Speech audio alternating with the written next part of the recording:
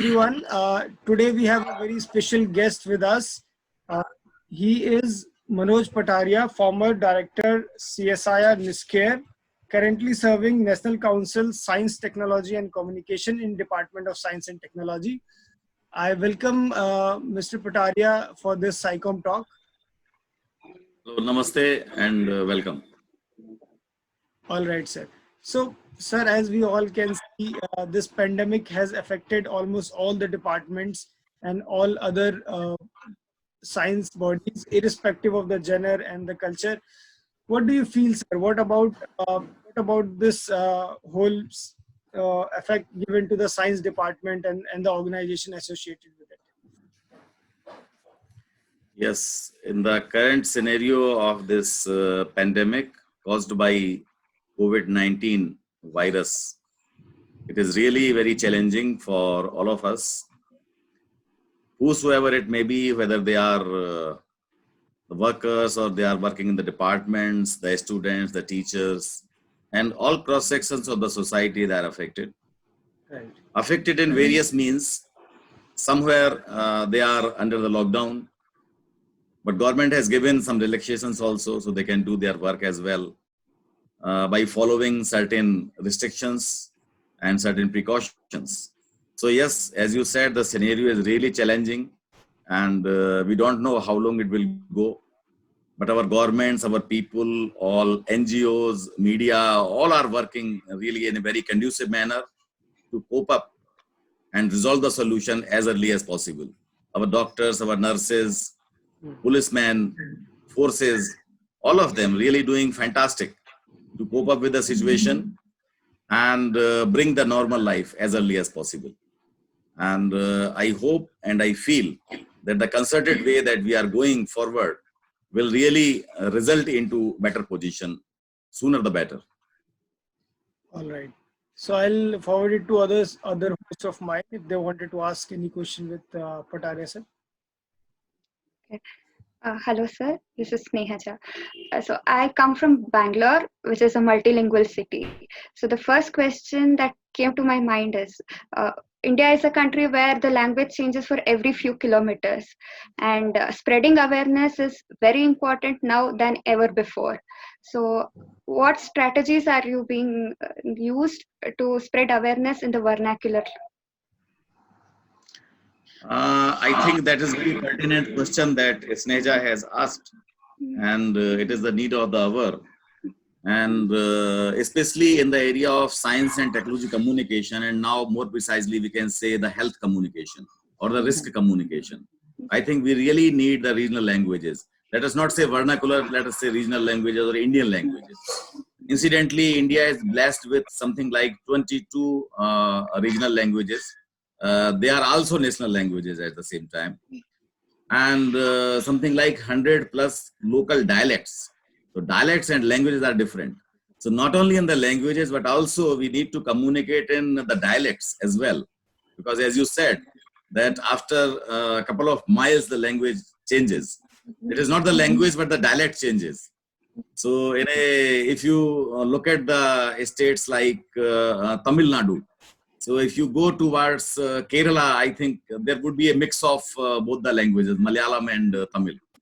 If you come towards Karnataka, then you will find a mixed kind of dialect. So this is the way how we should really looking forward for the people who have the expertise in the domain of science and technology, including health and risk communication, as well as in the languages, and equipped with the communication skills. So all these three things are required, not only language, not only the subject domain, but the communicability of that language and that subject. These three things. So we require people like you who are trained in science and technology, who are well versed in the languages and dialects, and who are really communicative. You can narrate the complex science in the simple language, in the simple dialect to the common man. So as you said, the best strategy nowadays, because newspapers are almost, people are refraining themselves from reading newspapers nowadays. Although WHO has said that there is no risk if you read the newspaper by taking precautions, but people are afraid of reading newspapers. People are not going out. So in the time of this risk scenario, people are most comfortable with the digital media and social media. So whatever available, whether it in text format or in video format or in animation format or visuals, graphics, whatever this multimedia approach, I think we must apply for communicating the risk given by the COVID-19, as well as the science of the COVID-19 and all the precautionary measures. And most of the things that is required nowadays is the social communication, because society at a large is at stake. Everybody doesn't know the message of science, doesn't know the message of health, and doesn't know the risks involved if one works in a different way. So I think society needs to be oriented that, look, these are the precautions which are not for the people who are educated, but for the people who are at the at their villages and at the grassroots. So they should be made aware. Where comes the role of the people like Anurag and you and all of us, those who are really concerned for science and health communication? So we must develop, we must evolve, we must network with the people who are like-minded, who are really interested in taking the messages of health, science, and risk to the people by way of using regional languages or local dialects. So I think that carries a lot of potential for communicating science and health and risk, not only in English and Hindi, that is done widely, but more precisely, it is very much needed, very much required in the local languages as well as in the dialects. Yes, sir. Very right, sir. I think it's very much in need right now that social communication can be given privilege. But sir, here I wanted to ask you one thing. Uh, as we have seen, there are a lot of plagiarism or a lot of fake news which are getting circulated. I think a lot of people are also wanted to know this, that how can we people, being a science communicator, and we have a lakhs kind of people who are associated with us in science communication and all, how can we contribute ourselves in dissolving this fake news things, and how is government doing the steps to cope up with this, sir? I think this is a very, very important question, important issue in today's scenario, when really we are talking about the risk communication. But at the same time, as you said, there are issues of fake news, there are issues of, say, plagiarism, even sometimes there are issues of paid news.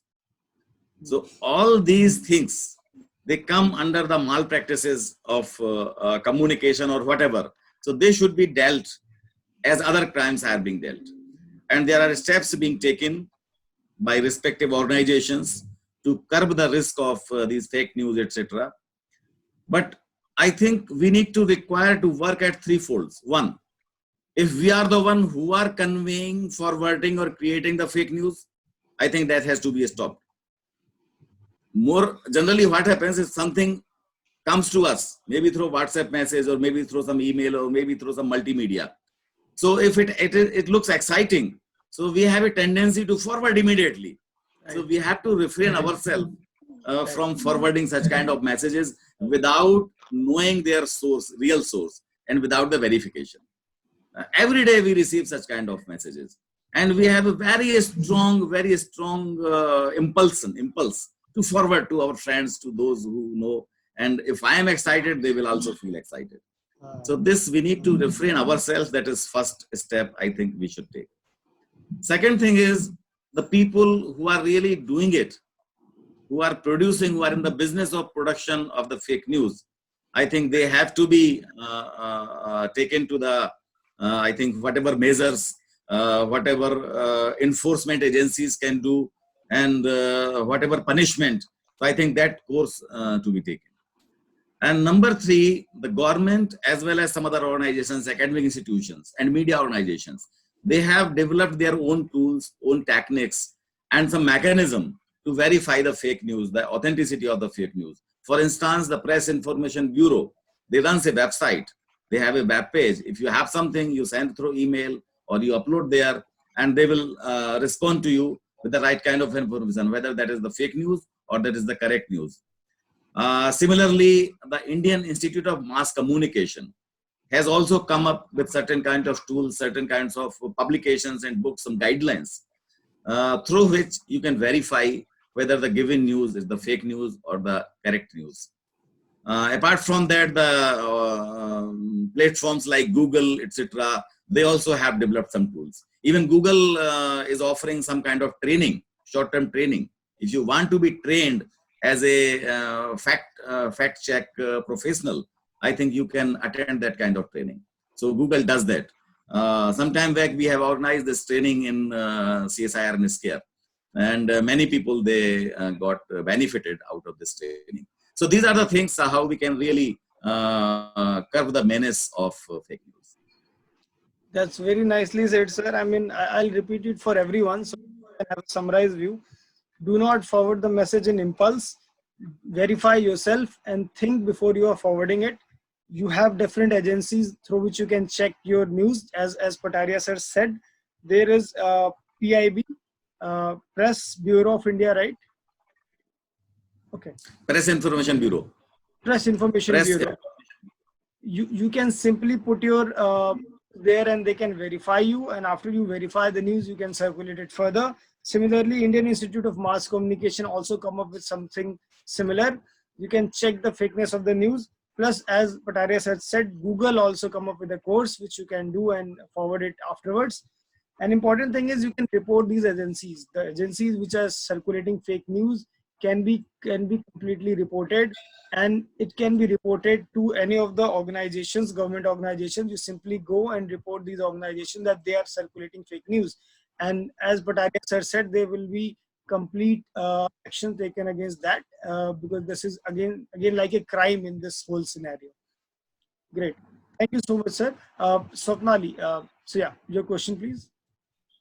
Hello, sir. I am Swapnali, and I'm carrying out cancer biology research presently. So there are a lot of questions which I have and a lot of members have. So it's one of the burning questions is that because the rural areas still do not have proper access to the internet, what measures can be taken or is being taken with the government that they are not left behind in education or spreading of awareness or any point as a matter of fact? How can the government take measures? Very well said, Swapnali, and you have raised a very important issue, in fact. Although India is moving forward with the internet connectivity and all the nooks and corners we are trying to reach, and most of the places it has already reached, but still we are facing a lot of digital divide, what we call the digital divide. Even people have internet, they don't have connectivity. Even they have connectivity, they don't have the instruments. They don't have the gadgets. But as a matter of fact, India is I think one of the largest country where the youngsters, they are having the smartphones. This is smartphone, I think it is offering a lot of opportunity, a lot of connectivity to all across the country. So one thing that we can do, even one person is having the smartphone, it means he or she can be the nucleus for spreading the necessary information around him or her. So that kind of approach we can apply if we want to communicate to certain area or certain region. I think we can identify such people who are really vigilant, who are really want to work as volunteer, and who are equipped with this method of this communication and equipped with the gadget like a smartphone. I think they can be approached and the necessary information can be passed on to them. Eventually, they can go around where connectivity is not there, or they can reach over there and they can communicate the message. Number one. Number two, India is also progressing in the area of what we call community radio. Even where there is no internet, radio has the spread all around the country. Something like 99.99% coverage radio has in the country.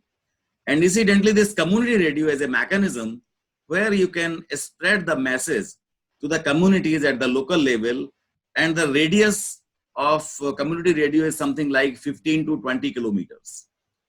It is really functional, really effective in the areas where you don't have the connectivity. There, our community systems can really work.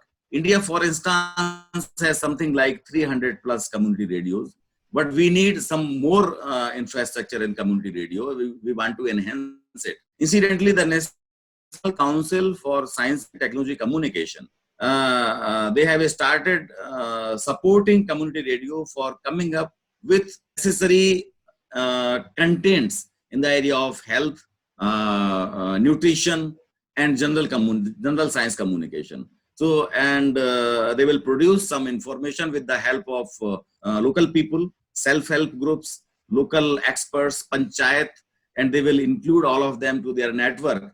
And eventually, they will offer two-way kind of communication.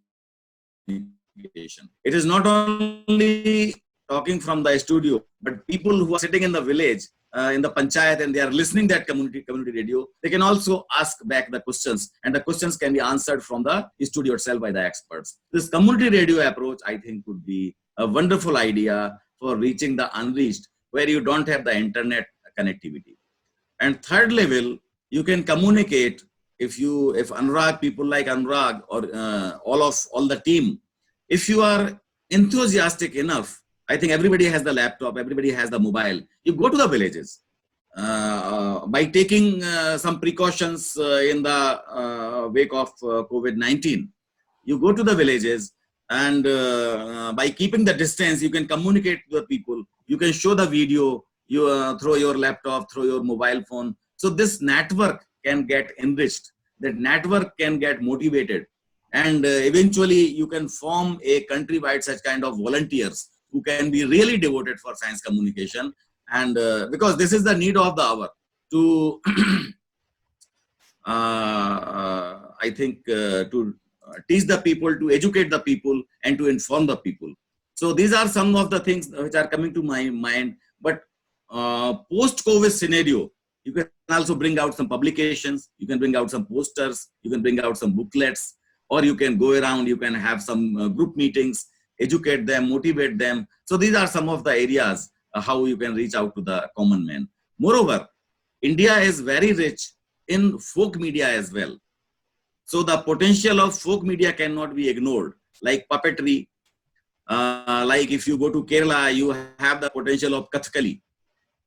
Through Kathakali, you can communicate the message. I have seen a video where this Kathakali dance, how they are projecting the significance of rubbing hands while washing your hands in the time of COVID-19. If you happen to see that video, I think that would be wonderful. Or I will forward it to Anurag, and he can put it in between of this discussion of ours today. So that will add the value to our discussion. So such kind of activities can be done, not only now, but even later also. So folk media, if you go to Assam, or you can see Bihu dance. Through Bihu dance, you can communicate the message of science. If you go to other states like Uttar Pradesh, Nautanki is very, very, very popular. Through Nautanki, you can communicate. So India is very, very rich in folk arts and folklore and folk kind of communication. That communication channels, that communication media can be utilized for science and health communication. So these are some of the ways how we can really reach out to the unreached people, unconnected people, and we have the responsibility to connect with them at priority. I think it's very well answered, sir. The way language is a barrier, the way we are not able to reach out to the rural people. But as you have suggested, there are various different ways through which we can actually reach out to them. And it seems feasible. I mean, internet is there. Penetration of internet is quite good. And even if it's not, we can take a social distance and reach out to them. Just like we are distributing food, we can distribute knowledge, as Patairiya said mentioned. And just to aware my audience, Patairiya sir is prestigious national and international award winner with Global Science Popularization Award by Global Studies Houston, USA. Also, he is Indira Gandhi National Award winner from Ministry of Home Affairs. So his deep knowledge is coming from such a vast majority of popularization of science programs that he has done. And it's really good for our audience that they can do such steps forward. even sir, just to point out, we have also started a campaign, online campaigns, in which we, in each of the science days, just like previously there was a book, World Book Day, I guess, and there was other days which is coming up. So we are circulating it to the social media and our website so that people can come and join us in case of any awareness that they can forward.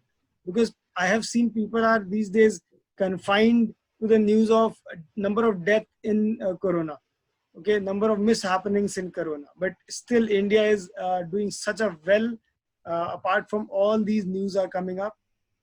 So my question to you is, I mean, what do you think? I mean, people these days should focus on, and there are various kind of news all over internet, and we have seen what not. I mean, everything is available. You wanted to see death, you will see all the lectures on the death. If you wanted to see what happened with Jamaat and all, Hindu, Muslim, maybe there will be a lot of things. So being a science people, where should we focus at? We are the students, we are the researchers.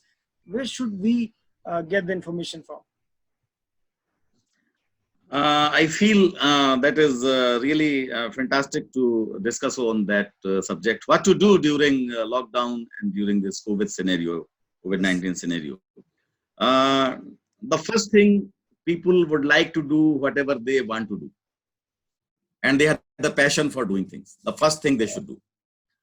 And as you said, some negative, some positive. So I think we must try to motivate people to be positive and spread the positivity of thought, positivity of actions, and positivity of well-being.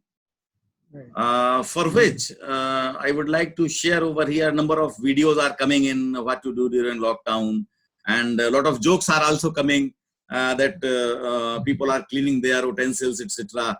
Okay, so if you are sharing some of the domestic tasks, that is also very good. But at the same time, what I suggest, as you say, as you asked, people can, who are in the communication business, they can start writing something, because this is the best time. And for writing, you require reading. Lot of reading you require. And for example, number of organizations, they have opened their treasures of knowledge at this point of time, where they used to ask for a lot of money for getting access to their publications. They are very, very prestigious publications. For example, many publications, I don't know, Sage has opened up their treasure of knowledge. Springer has opened up their treasure of knowledge. If you go to their website, you can download very prestigious, very expensive publications and read them free of cost. So these are the, if they are. Similarly, India has got the National Digital Library. Yes. This National Digital Library connects the most of the libraries of the country and bringing you free of cost all of these publications, all of these books online, accessible and available. So I think if you go to the National Digital Library, you will access the information. Similarly, a lot of Vedas are now available. All 4 Vedas, Puranas, if you have interest in Indian literature, so you can access that. Similarly, if you go to website of Vigyan Prasar, one of our sister organizations, Vigyan Prasar has already opened up their plethora of publications on various aspects of science and technology. They are bringing out regular newsletter on COVID-19 to give the authentic information on the science and what is happening to address the challenge of COVID-19. Similarly, the NCSTC, where I am working, that is National Council for Science and Technology Communication, we have brought out a multimedia platform under the title COVID Katha. So it is in English. It is very soon it will be available in Hindi also. So I think these are the ways how can electronically, in the age where you cannot go beyond certain limits without precautions. So digital media is the best way how to reach out to the people. So these are the things, whatever you can do, you must do. Even some organizations have started lockdown talks. So they invite the people. Like I appreciate that this group has also using the time doing this kind of job. Otherwise, people around, they don't have time, or they have very limited kind of opportunity to talk to people. So this is the time, the best way to use is to focus on your studies, on writing something, doing something positive, motivating people. And if you can come out of home, come out of your workplace, I think nothing better than that, by way of following proper precautions, reaching out to the people, helping them to understand the situation. It is not, in fact, it is not for the people who are inside the houses, but those who are coming out of the houses, they are at the major risk. So how to communicate that risk to them, I think that is very, very important. And as you know, the disease, this virus doesn't know your identity, who you are, and what is your belongingness, and whether to attack on you or not. So this will not spare anybody or everybody who comes on its way. So I think better to make people understand. So that is the best service at present. Very nicely said, sir. Any questions from your side, the audience? Yes, sir. So previously, you highlighted on the role of youth, and we also know any major changes that we have witnessed in the past, it is a youth-led movement. So now, is the government having any plans to bring about a collaboration between scientific community and the youth? Because the youth are the ones who are aware of all the technologies, and we need to spread awareness right now. Yes, of course. Youth is the major target group for taking the messages of science eventually to the nooks and corners of the country. Let me tell you, because in the NCSTC, we have started number of programs. One of the programs that we started in 1993, it is called National Children's Science Congress. This National Children's Science Congress, I don't know whether you have come across or not, but every year it is organized. And this National Children's Science Congress begins at the district level. At the district level, we give some kind of topic and theme every year. On that given theme, the children, with the help of their teachers and parents, they prepare some projects. Not really the exhibits, not really the something to demonstrate, but to prepare the research project. The idea is to inculcate the research methodology from the very beginning in the formative age of the people, of the students, of the younger generation. Eventually, the selected projects, they come to the state level. From state level, they go to national level.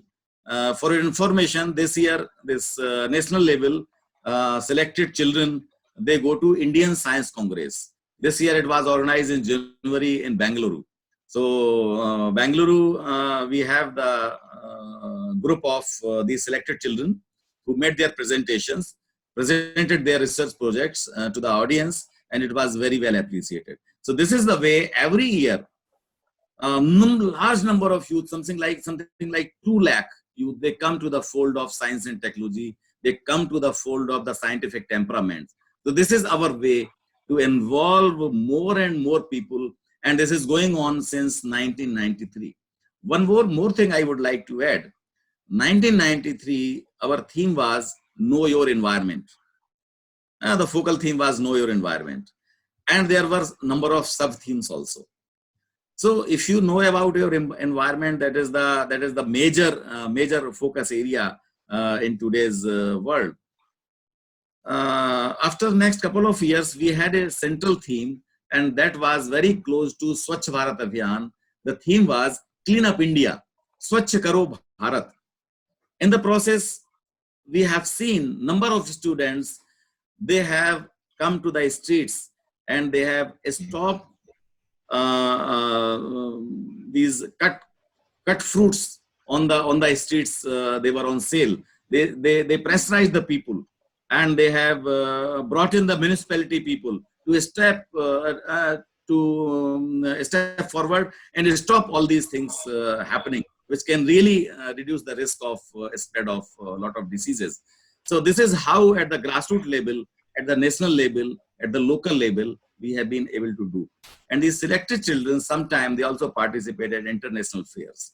So these are the things which are happening. Apart from that, we have Teacher Science Congress, where the young teachers, experienced teachers, and they also come forward and they present their papers, present their findings. how to do best science teaching, how to do best science communication. Similarly, every year we have the National Science Communication Congress. The Science Communication Congress is also a kind of research activity where the researchers, they come together and they present their findings, they present their ideas, they present their projects, how to communicate science in a better way by way of using various kinds of media for different target audiences. Not only the common target audience, but even for the disabled people, for the visually challenged people, and for the people who are really looking at for certain kind of information. So this is our way how to communicate science by way of harnessing the potential of younger people. So I think this should go a long way, and we need the efforts and collaboration from all of you as well.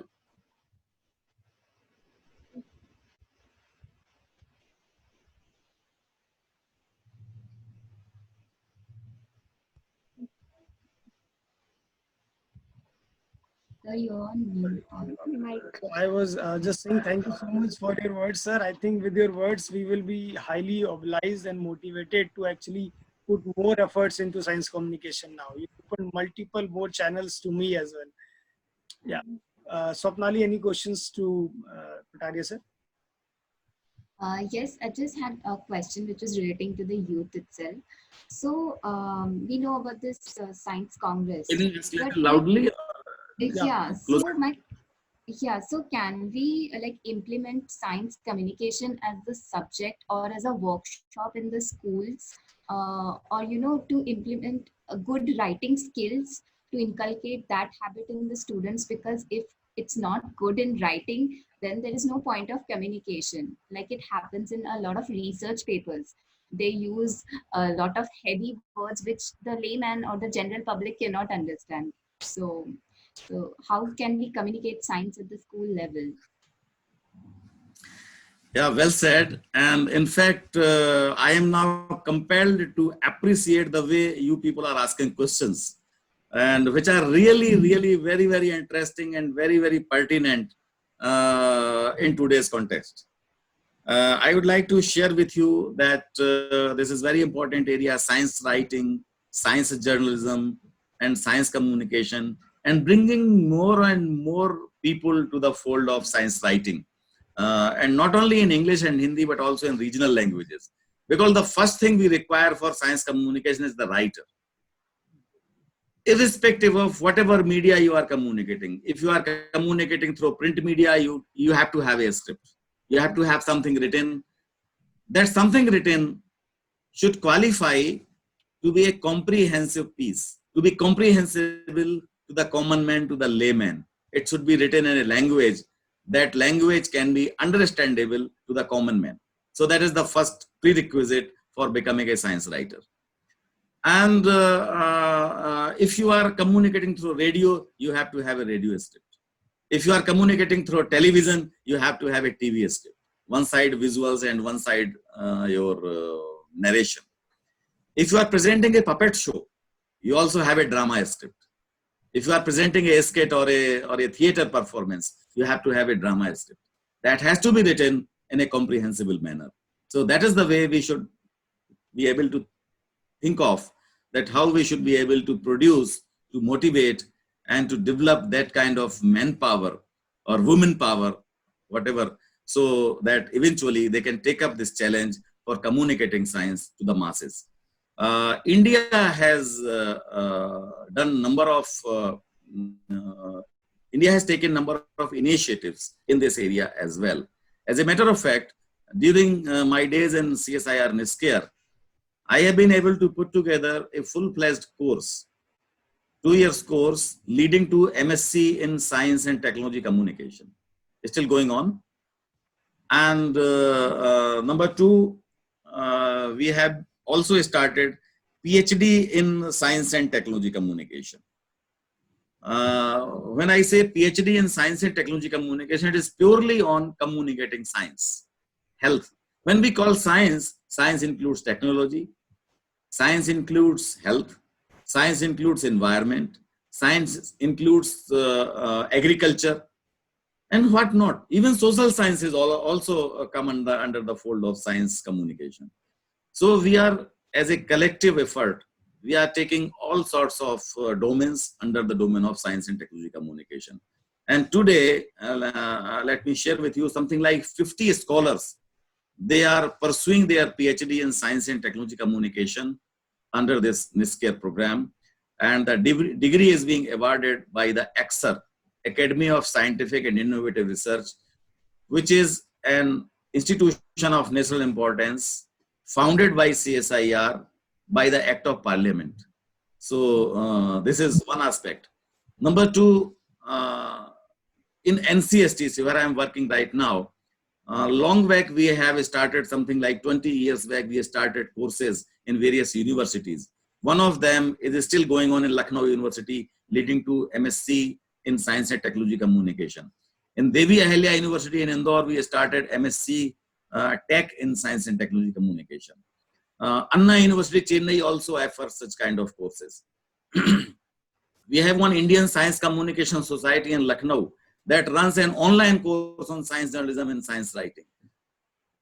In addition to that, under the umbrella of NCSTC, National Council for Science and Technology Communication, we have been able to organize science writing workshops, science illustration workshops, and science communication workshops in something like 550 districts of the country, including almost all regional languages, all geographical areas, difficult areas, problem areas, challenging areas, and this karma is still continuing.